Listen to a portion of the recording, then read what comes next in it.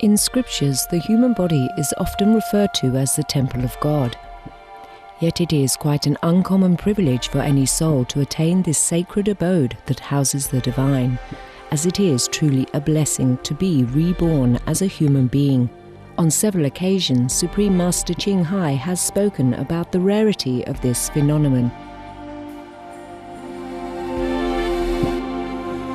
To be reincarnated in the human world is hard. You have to have enough human quality. You have to have affinity with the parents, yeah? And with the society, with the people around which you were born. And very difficult. To be a human, you need some merit. You have done something good in the past in order to be able, yeah? To be able to pick a human birth. As a living temple of God, the human body is fully equipped with miraculous wonders that can be awakened in those who are spiritually conscious and have complete faith in the Creator of all life. Inedia, Latin for fasting, is the human ability to live without food. Since time immemorial, there have always been individuals who can sustain themselves on prana, or the vital life force. Through the grace of the Providence, Inediates, people who follow a food-free lifestyle, can draw the energy from nature to nourish themselves.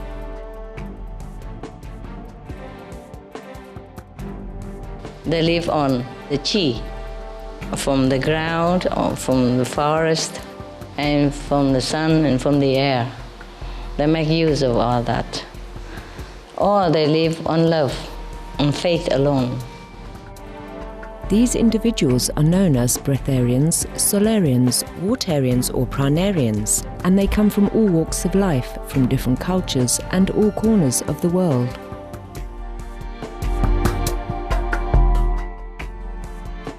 Indeed, the possibilities and miracles in this life as our benevolent Creator has designed for us are endless. We only need to connect within to recognize our abounding largesse as God's children. Supreme Master Ching Hai has lovingly recommended a weekly series on Supreme Master Television to introduce those individuals of the past and present who have chosen to live food-free on earth. May their spiritual stories enthrall you, may hearts be opened and horizons be expanded.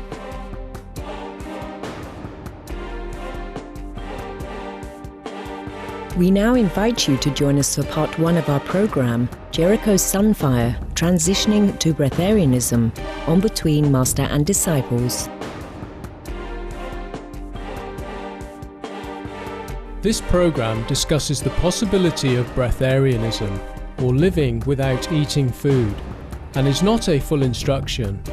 For your safety, please do not attempt to cease eating without proper expert guidance.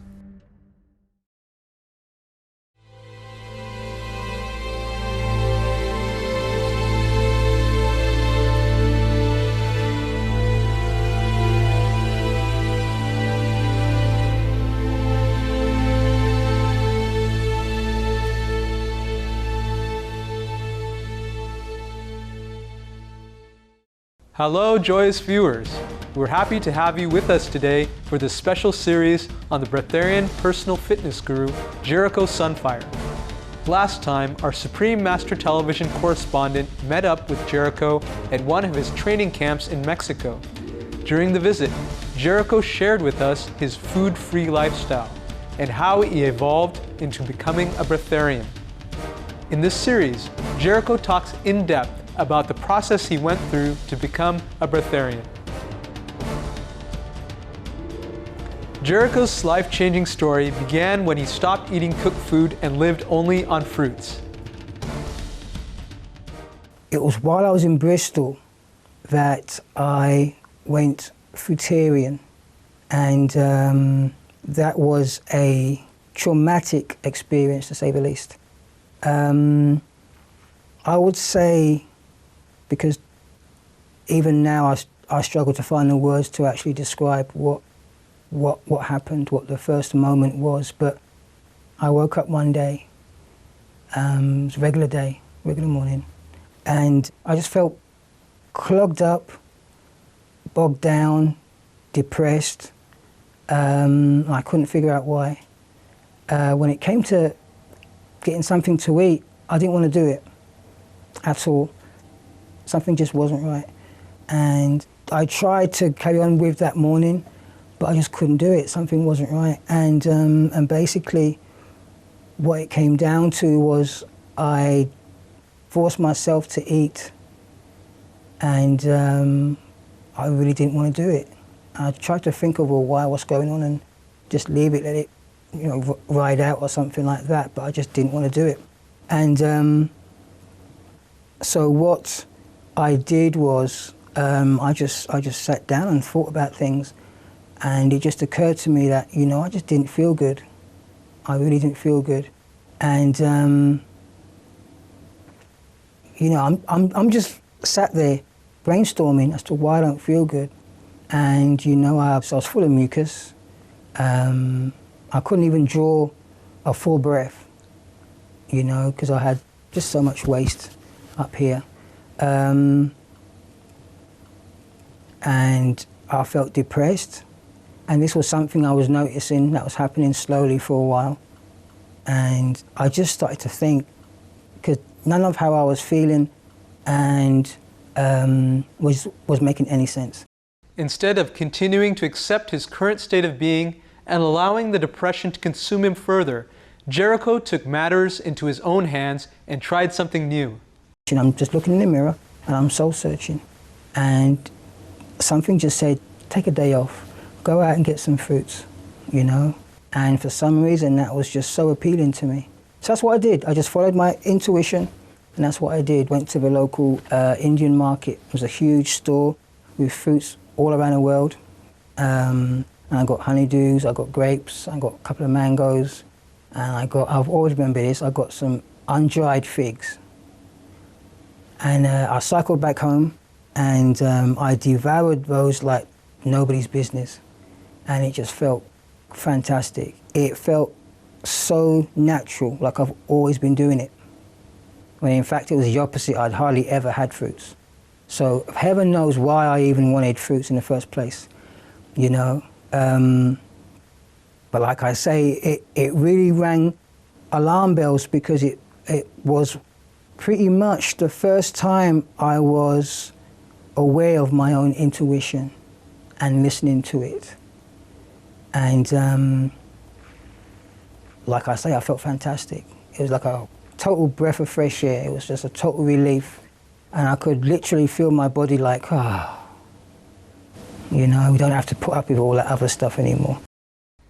Jericho loved what he was feeling so much that he tried it again the next day and began to experiment with different fruits from then on. His new diet met with initial success, but eventually he encountered his first challenge.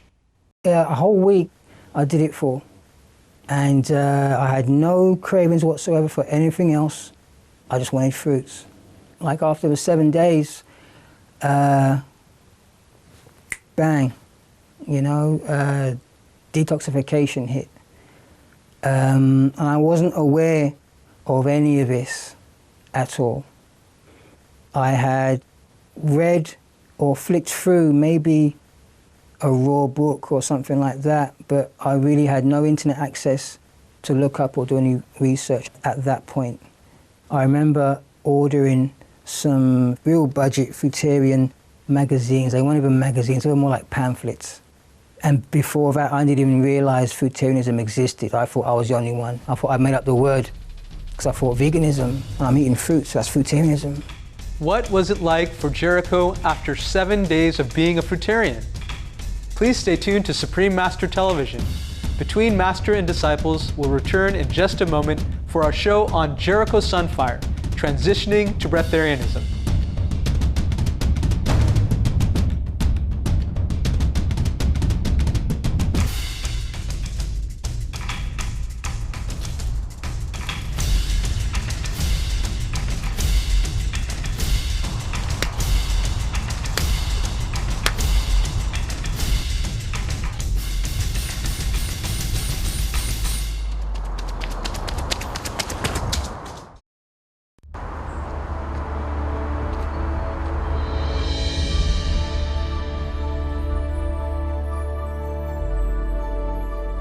Welcome back to today's Between Master and Disciples.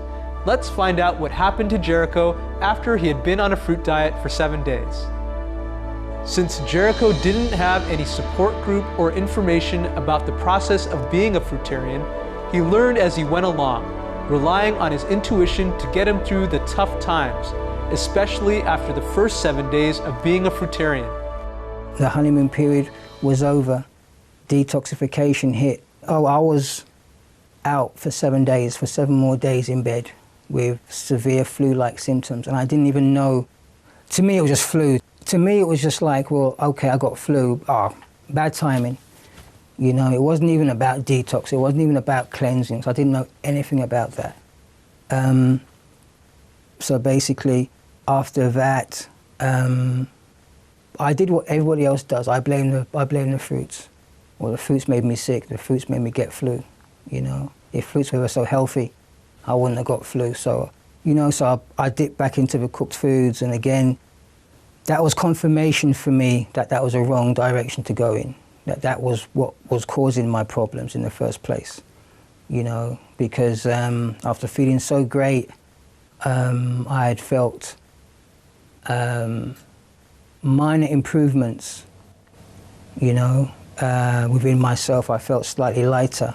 I felt more positive. I felt like weight was being lifted off me, you know. So when I went back to what I was normally eating, the cooked and processed foods, all that came back real quick, you know. So that was confirmation for me that, okay, that, you know, I was right. That was the problem, and that's why I didn't want to eat, because it's like my body had just had enough. As his body went through detoxification, it never occurred to Jericho to seek medical help for his condition. With courage and intuition, he carried on with his new diet, experimented with his body and what it could handle, and forged ahead to rid himself of his dependence on cooked food. The tools I used to get through any given day, in the beginning I had none. In fact, the tools that I used to get through any given day was cooked food, you know. And through doing that, that's basically how I learned of our dependence on it as a drug. Man, I was sneaking out at 2, 3 in the morning to get French fries, you know. God knows why I had to sneak. But I told myself, you know what, I'm gonna be a fruitarian, I'm gonna be a fruitarian, I'm gonna be a fruitarian. You know, when I break. And I'd be sneaking out, like I'm sneaking out for myself, you know, to go get these fries, you know. And I would go on binges. And to the naked eye, people would say, well, you got an eating disorder. Stop that fruit stuff, you know, and eat some proper food. But it was just, you know, the whole process of getting off a drug. And I was doing the same things as a drug addict would do, you know, or a recovering alcoholic, you know, that may have slipped back. Exactly the same thing, but we don't see cooked food as a drug. The detoxification period was a humbling experience for Jericho. His pride and sense of self were severely challenged.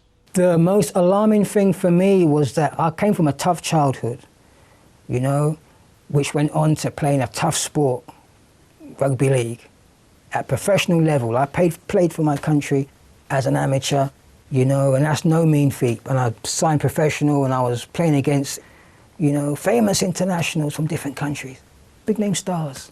And so I thought, you know, this fruitarian thing will be a breeze. No, it was the opposite, you know, and having to accept that it broke me down severely. It was a big hit on my ego, and I realized that willpower had nothing at all to do with it. Nothing at all to being successful. Because like I was saying, I was binging, and I was slipping back onto cooked food pretty much a lot, you know, and it had become a pattern. And at vital times,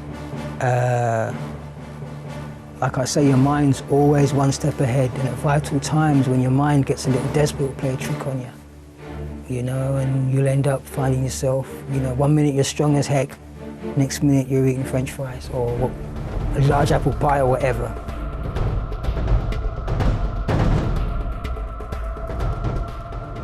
How did Jericho manage to make it through the detoxification process without any support system? Join us again next Sunday for part 2 of Jericho Sunfire, Transitioning to Breatharianism. Now, please stay tuned to Supreme Master Television for Good People, Good Works. Coming up next, right after Noteworthy News. May heaven grace your life with an abundance of love and compassion. For more information about Jericho Sunfire's personal fitness training program, please visit jerichosunfire.webs.com. Fast you can. Come on, come on, come on. Excellent. For more details, please visit www.suprememastertv.com/BMD.